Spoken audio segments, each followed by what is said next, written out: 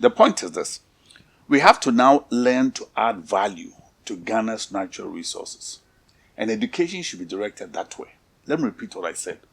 This business of copying from the textbook onto the chalkboard, back into exercise books, and students memorizing them to reproduce them for examination, those days are gone. It's useless. It doesn't make any difference to Ghana.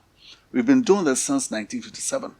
I was 10 years old when we started this kind of examinations where we copy things back by heart, what we call the chew, pour, pass, forget, and be poor type mentality. So now the focus is this.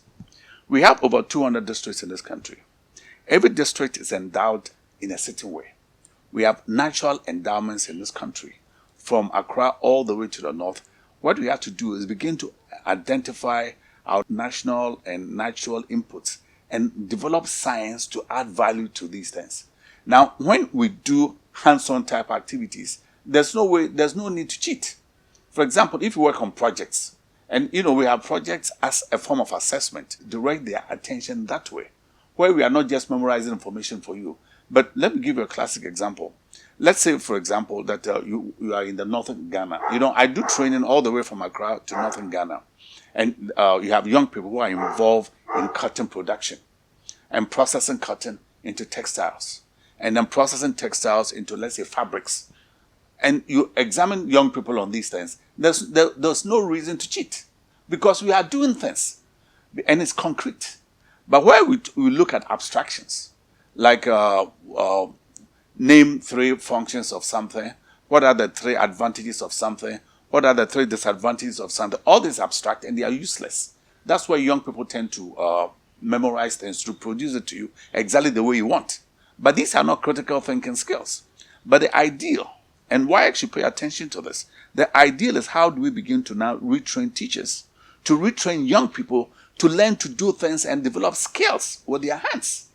And the other example I'll use is that if you look at, let's say, schools in the districts along the riverbanks, we are always talking about the largest man-made lake is the Volta Lake. Do we do fish farming, for example, on the riverbanks? These are the science projects that we should be doing. Because if you look at a country like Norway, sometimes we go to borrow money from them. How do they make their money? From the fishing industries. But here, we have people who sit behind desk in a lower primary. They sit behind desk in upper primary.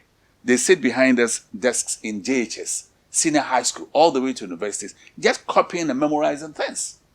And WIAC enforces that by the nature of the examination that they do. It's time to now begin to be critical thinkers and put on our thinking caps and realize that this thing doesn't work for us. The more we produce graduates in this country, the poorer we get.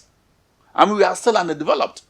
Now, the countries that started with us, who were as underdeveloped about 1957, Taiwan, South Korea, Malaysia, Singapore, Bangkok, go and see them now. Everybody is drifting away from this memorization business and developing skills that add value to the nation's inputs. These are the things that we should begin to look at.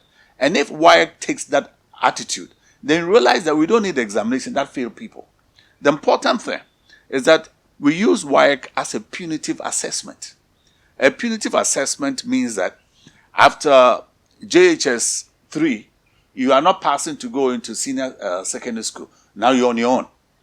If after senior secondary school, we do the same kind of assessment and you don't pass, now you're on your own, you are not going to the university. But we have to now make sure that every child or every young person in this country passes. Not all people want to be copying things and producing them for exams. Not, a lot of people are not that way inclined. There are all kinds of learners, and there are learners who want to learn by doing things with their hands.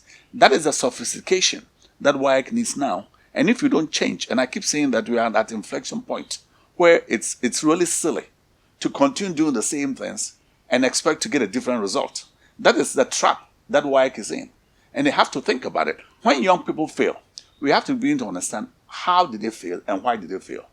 Invariably, it's what we are teaching them and the way that we are teaching them and the environment in which we are teaching them. And as a result, they become the victims of our own inefficiencies. And we blame young people for these things. Take a kid who has failed in a particular district, remove him and put him in another district where this person is working with their hands and he's going to pass. So what does that tell you? We are born naturally gifted as human beings. That's how God made us. But poor countries have a tendency to fail the bulk of its population. And in Ghana in the year 2015, we should know these things by now.